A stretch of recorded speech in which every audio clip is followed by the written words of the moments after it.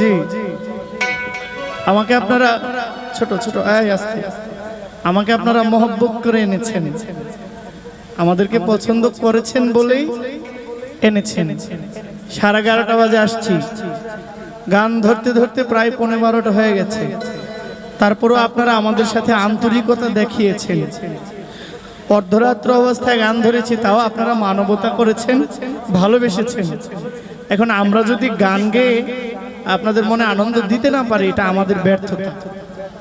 তবে আমি আপনাদেরকে গান শোনাইয়া সন্তুষ্ট করার মতো এই শিল্পে আমি এখনো হই নাই।